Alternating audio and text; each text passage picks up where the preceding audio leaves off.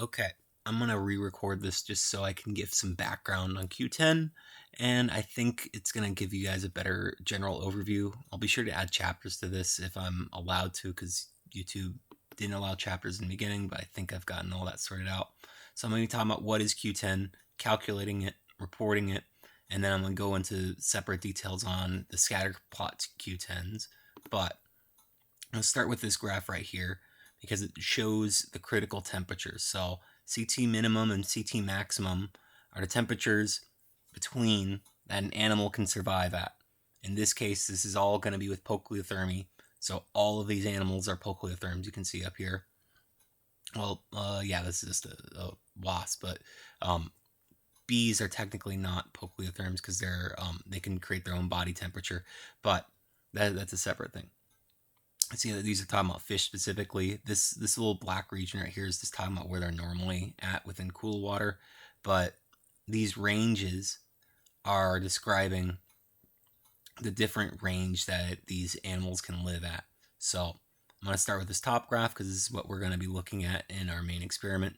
But critical temperature minimum and critical temperature maximum, you would be looking at the survival rate. So like this is just talking about what range your animal can live at.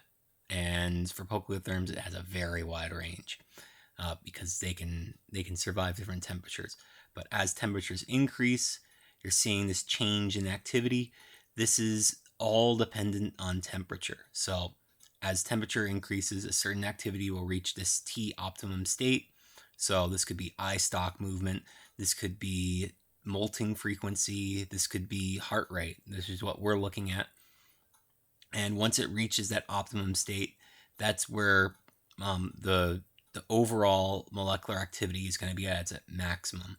And then once you reach above that, you're going to have a lot of oxidative stress issues, and it's going to actually start reducing in activity as it's having to adjust its actual metabolic rate to fix issues, and it's going to go into chaos mode pretty much.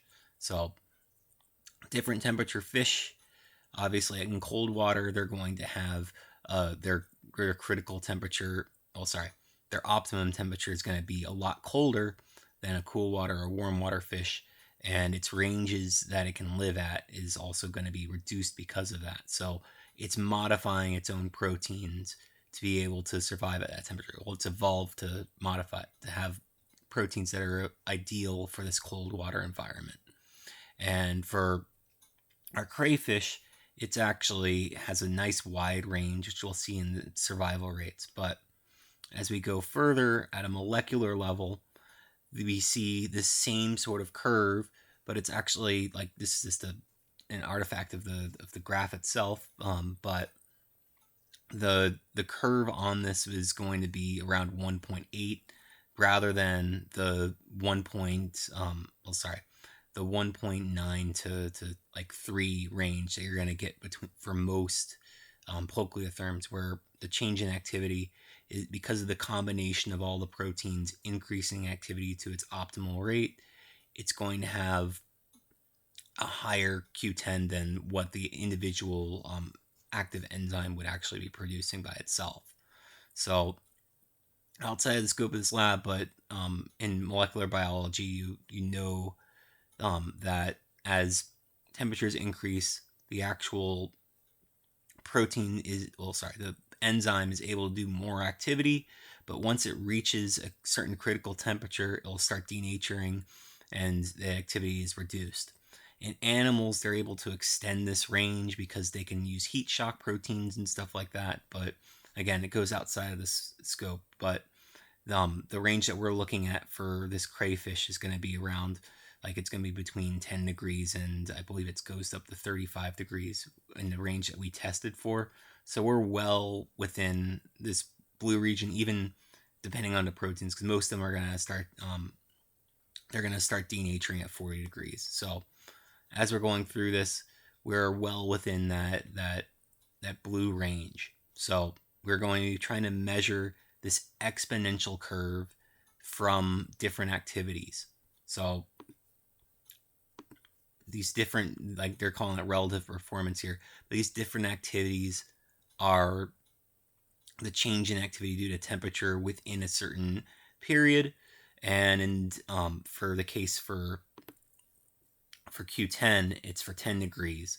So it's going to take two temperatures, and traditional Q10 is done at 10-degree intervals, but because we can actually adjust for that, we can calculate between different temperatures. So in this case, because each of our testing scenarios was measured in temperature, we can use this equation to get a Q10 value for any arbitrary degree in temperature.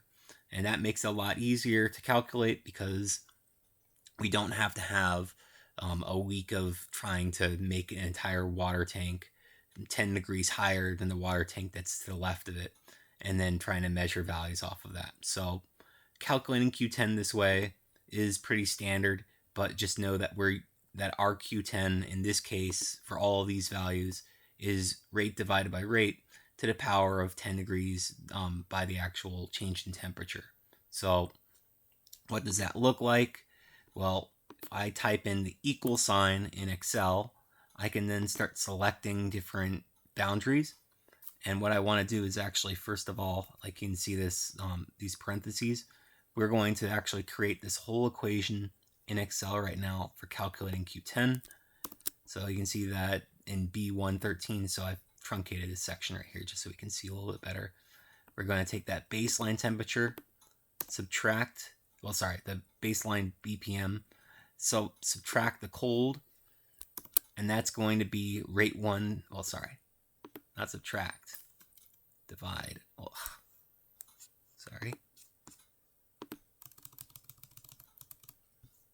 going to take that baseline, divide it by the cold, and then put that all in parentheses, put that to the power, and then add a new parentheses of 10 degrees C divided by, and back into parentheses, we're going to take the baseline temperature and then subtract the cold temperature. So you can see that I have replicated this by using that little caret symbol. It's talking about how it's put to the power of it. And if I close the parentheses for both of these, you can see that we have a Q10 of 1.5. Now this is an acute Q10. That's an important thing to note, is that we just immediately, like 5 minutes after, put it into cold water, let it acclimate just for a few minutes, and then this is what the Q10 value came out to be as. So this is an important note to say that this is an acute Q10 value, and that's what all of these values are right here for Q10, and so our average ends up as 1.68.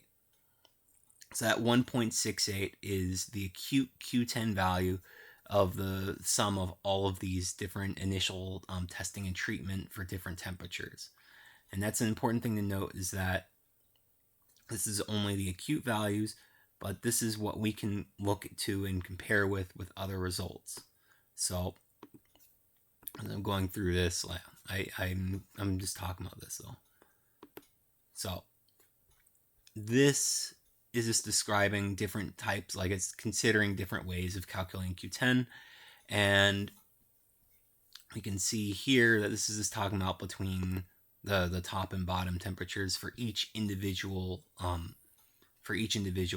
So because we have paired data, that makes it a lot easier. And so this is a more accurate Q10 value because it's calculated based off of each individual interaction. So this is why I've provided automatically, because this is more comparable to what you'll see in other papers where it's just a Q10 value.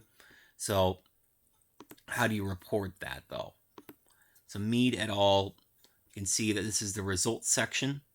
And within your results section, you would put in your observation. So this is talking about oxygen consumption. So our rate is BPM, but in their case, you can see at different levels of temperature, like they had a few crayfish in each one of these different temperature bins, and they actually grew them up at different temperatures, and then they measured their average oxygen consumption rate at each temperature is between 16 and 32 degrees. I think our maximum was 30 degrees, but This is their temperature range for oxygen consumption. And if we go back to their Q10 values, their Q10, they just report it within their results, that they'll just say between this range of 16 to 32 degrees C, the values were around 2.44 in their case. But this is acclimated Q10 values. But see, in this result, they just calculate it that way. And for this other paper, so this is Chung et al.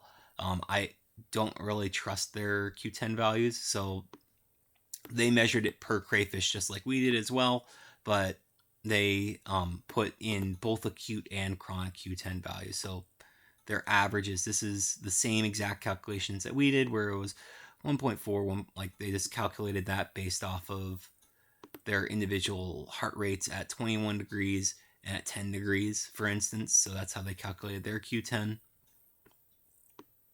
for acute changes. And then this is their heart rates after being exposed to a week of at that certain temperature. So that's what their chronic Q10 values are. So you can make it as a table, but ideally you should just report it in your results narrative, and you can talk about different values. So like you can see, like they have multiple tables in this case. We can replace those with graphs, but again, they're just talking about like, oh, these ones were exposed to a certain period of time and general things. So this results narrative is a little bit longer than what you'd have to write, but it's literally just describing what's happening outside of these figures to talk about, oh, like these figure, like change in salinity, there's a significant increase, for instance, and stuff like that. So that's what they're talking about in reporting Q10 values. So whenever you report them, you can put it as a table or you can put it as a graph.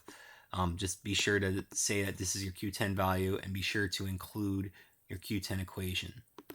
Now, I want to talk about Scatterplot Q10 values, because that is so this paper that's going over here is talking about how you can calculate Q10. Well, it's different ways of calculating Q10, but this is talking about how you can calculate it from this scatter plot sort of predictions. And these values, I would say, are a lot more reliable, because instead of measuring it between two specific temperatures, it's trying to create that whole entire graph underneath the curve. So you can imagine it's trying to represent this entire area, but there is some complications to that. And that's where I'm going to get into in this next part. This section right here is going to be talking about different papers and comparing your Q10 values. Now, obviously, you're not expected to do this in your own papers. I was just comparing these two papers a little bit more detail, just to see how, if I reported them all in the same way, where they would get. So our paired value is that 1.68, if you can see in your averages right here. So that's just talking about just how to get the calculated Q10 values. If I go back to this paper, it's talking about how you would actually calculate those. And you can see in here, this equation. This beta value and temperature are what we really care about. So this is the exponential approximation that we're already getting. And so this is this exponential respiration model that's this equation right here. And you can see that that equation is the same equation right here, where it's that 0.5 e to the something power. But they actually go and describe how you can calculate Q10 based off of these methods right here. So this is just talking about how you can translate between an exponential value into Q10, and that means that you can do an approximation with this sort of linear prediction. So in these cases, like you see these R squared values, see their R squared value in Mead et al. Is 95, where ours is 11. It's really bad, but that's because we're not binning these values properly. Like there's different ways that we could have done this experiment a little bit better, because all we have is this cold and warm temperature. But we could improve on that with a couple of other ways, but that really goes outside of this class. If you want to go into that, that would be where you would bin your scatterplot values. There's a good paper on that right here, but this is not really a full paper. This is an archive paper, so it's not something.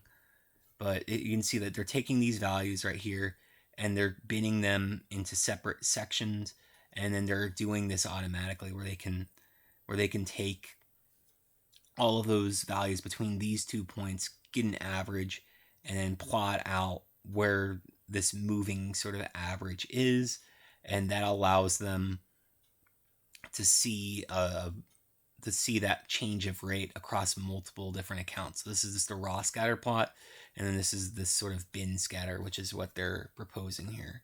So there's some really interesting ways of analyzing your data, and so this is what requires some like you're going to be, in this case they're using Python, I believe, but you could use R squared. I mean, yeah, you can use R for this, but we're talking about these values right here. So we're looking at Mead and Chung et al.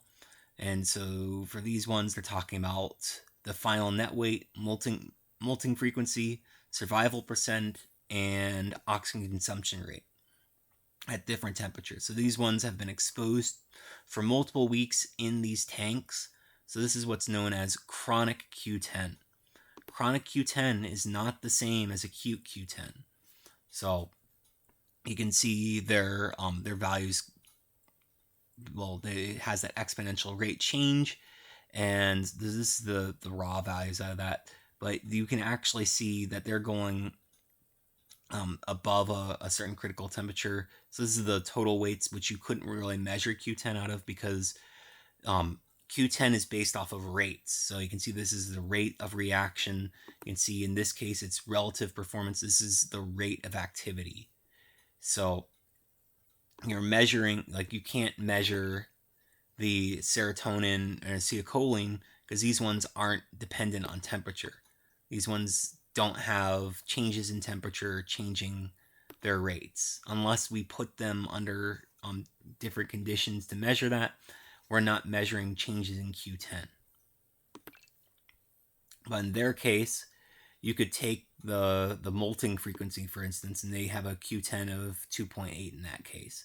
The survival rate and the final net weight, because those are accumulated over time, and you can see, so this the bar graph in this case is the final net weight, and on these plots, they're taking, this is taken over the entire period of time.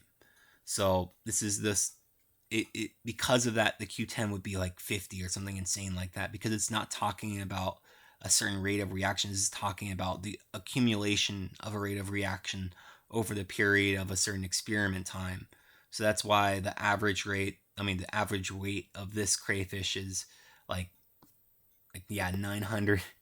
I don't know if this is in grams or something, but this is the net weight of the total tank, I believe. I mean, not total tank, of the total biomass that has been created. So that's why it's talking about how it's nearly a kilogram right there. But that means that differences between these are accentuated a bit more than an exponential curve.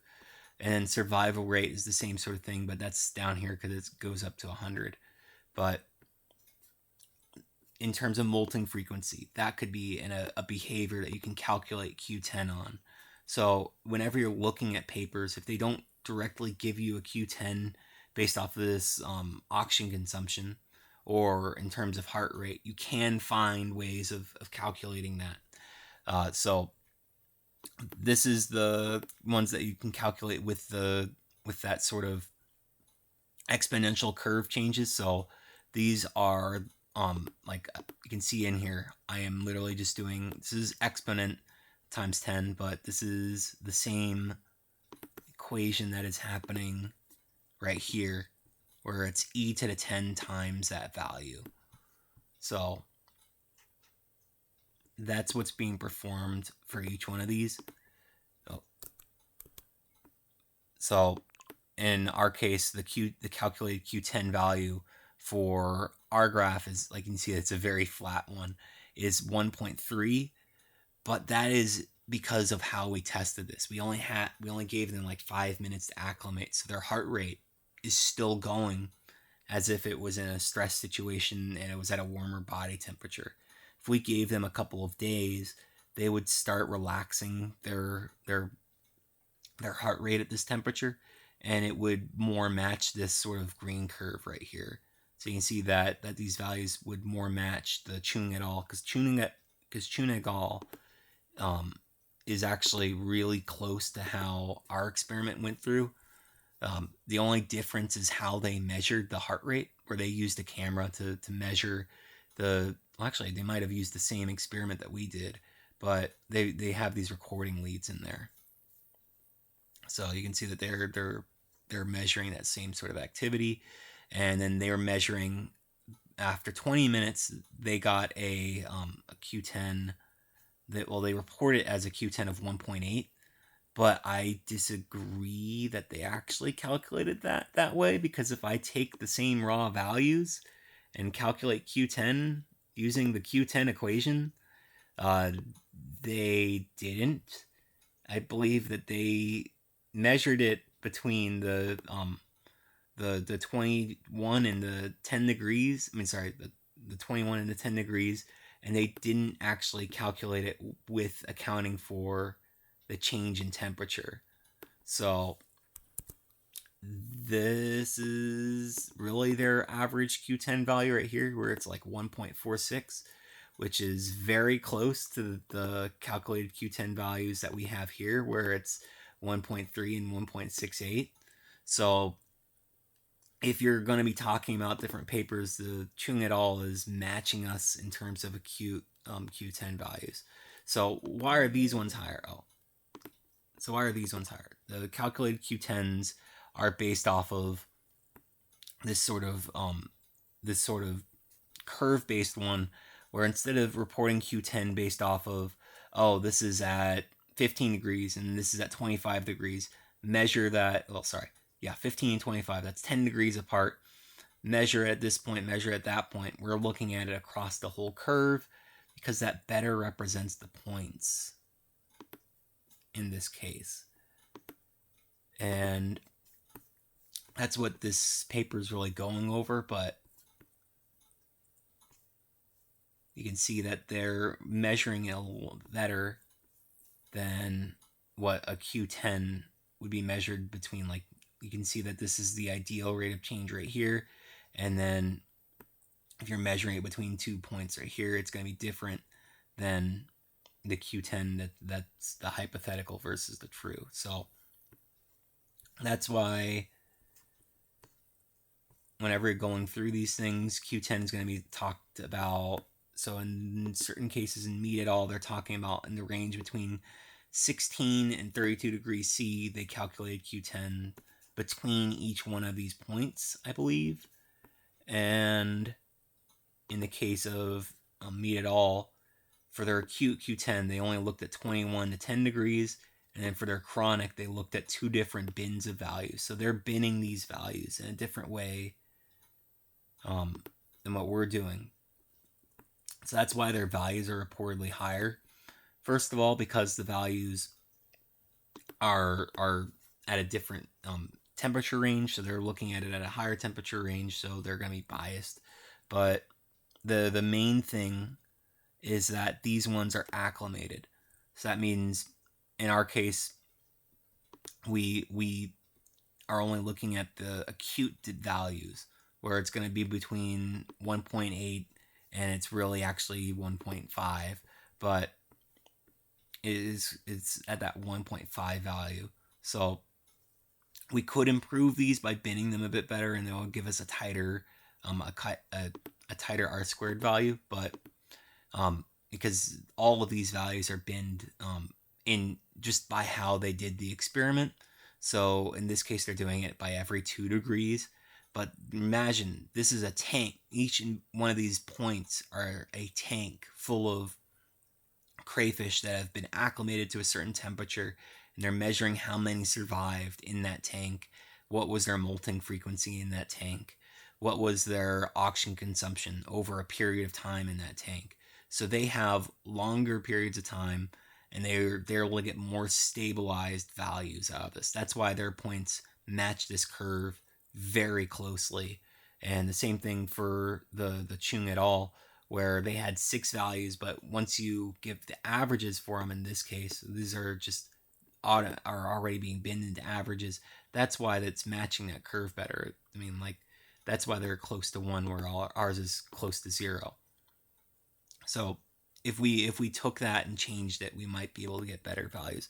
But again, that goes beyond this course for binning values and setting up the experimental design. But those are things to consider about. What am I missing on here? Oh yeah, I already talked about, paired data sets.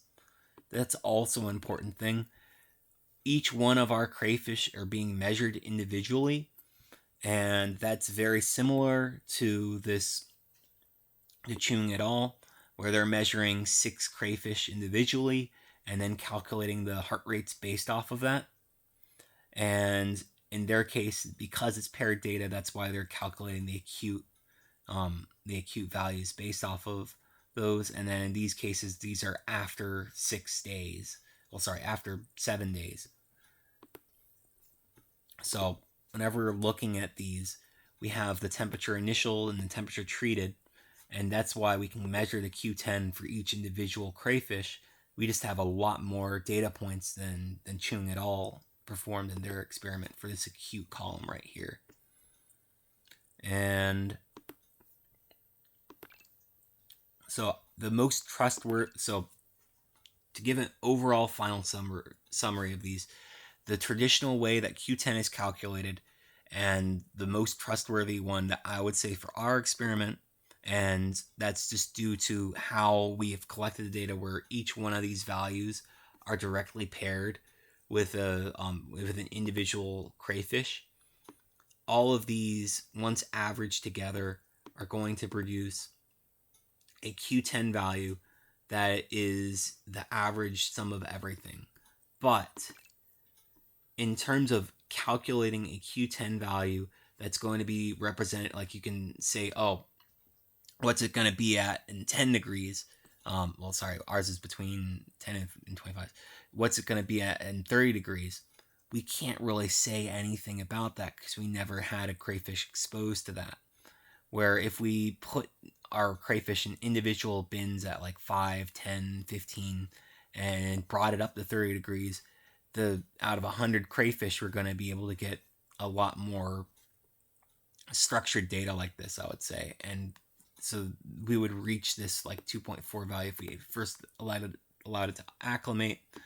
But so that's why I don't really trust running the Scatterplot data in this experiment, for instance. But if you go into future experiments and you're asked to calculate Q10, the Scatterplot approach is going to give you a lot more reliable data points, especially if you are comparing it to if you're comparing it to different papers. So in this case, they're talking about different ways that you could represent Q10 values. So yeah, they talk about different challenges for and everything. But in the end, what we're representing in this, with that exponential curve, is more about the metabolic activity based off of body mass. So that's what this equation here is for, and I would say that those equations would be more appropriate for future ones. But this experiment, I mean, the ultimate thesis at the end of this is talking about how Q10 temperature sensitivity isn't really ideal, and different ways that you can actually calculate it and move away from that sort of idea, because Q10 isn't a perfect representation of this idea, because it's not accounting for this section over here, and it's only accounting for 2 data points. So as we move into the 21st century, we should start moving towards scatterplot data. But the way that this experiment is set up, it is very advantageous to use paired Q10 values. So be sure to just go over the actual idea of Q10, but really, really look into other papers. I wouldn't trust Chung at all, because their acute Q10 value is actually between 20 and 10 degrees. That's what they actually calculated based off of. So because their data points are a little bit weird, I wouldn't really trust them. Like they're pretty much doing our experiment. I would assume that this might be somewhat of an undergrad paper, or it's not a very rigorous study on here, despite their images and everything. But Mead is a very good paper that you should be able to cite pretty easily. And it's talking about Q10 in terms of oxygen consumption. They even go over in here other papers that you can go into where, I mean, like, yeah, they're talking about their own ones and oxygen consumption rates, but 1983, they're talking about the respiration adaptations in crustaceans. So if I put that in here, I can pull up, well, yeah, this might be just the citation for it. If I take that, yeah, whatever. You can find the textbooks that they're referencing in here, and yeah, I think I might have closed the tab. So that's a good end point for this, I would say, where as you're going through these, you should know that Q10 is calculated only for temperature dependent activity. You can't do it for accumulated activity, but you would use it for the rates. So in this case, we're measuring the rate of the heart rate itself, but you can measure the rate of oxygen consumption, the rate at which they molt, in this case, so molting frequency, or the rate of oxygen consumption, which is happening up here. So whenever you're going through and you're looking for temperature sensitivity papers, there are many different temperature sensitivity papers, and their Q10 values will generally be between 1.5 and 3, and that's going to be universal for pretty much any polyotherm. It's just what changes is, well, yeah, in this cold water one, it has a higher rate, so this might be close to that 3, but you can see what changes is that Q10 dependent on different regions. So more cold water fishes obviously has that has an increased Q10 rate, where a warm water fish that survives in a wider temperature range is going to have a lot shorter. So in crayfish, the assumptions that we can do with the acute Q10, which is what we're measuring right here, is that it has a very, very wide range that it can survive at. That's what that 1.3 or 1.6 is looking at, where in acclimated temperatures, where it's the temperature that it's generally going to survive at is going to be, I mean, it's pretty much 2.4. Like, that's what we're, like, I'm seeing 2.5 and 2.3, but what they reported as is 2.4, because they're looking at their more idealized values where they might have had more crayfish on. But yeah, and then in this case for their acute, it's like 1.5. That's why I'm less likely to trust these ones. And then molting frequency is more related with acclimated values, because you can't measure how frequently something molts within only 20 minutes. So whenever you're looking at papers, look for things that change in rate to different temperatures. This is only one part of your experiment, so whenever you're going through for like stress and serotonin and acetylcholine, these ones, you're going to just look at the individual effects of those stressors. But in the case of, oh, I can't hide those right now. But in the case of the temperature ones, you're looking at things that are affected by the rate of temperature. So you can look at different crustaceans if you can find some on lobsters and stuff. But in terms of papers, I mean, this is the nature of it, where like you can compare different animals and their Q10 values, and you can see that, oh, this one has a higher Q10 value. That means it's probably more acclimated within a more narrow range, where if it's a wider Q10 value, if it has a wider temperature sensitivity, it's going to actually have a lower Q10 value. So that's why the acute is lower than the acclimated temperature range as well, because it can survive for a period of time outside of these critical temperatures, and it really needs to. I mean, if it dies at 40 degrees C, it's not going to survive a Texas summer. So that's why different values are going to be reported for different things. So it's important to know how to compare these values. I think I have overstayed my welcome now. So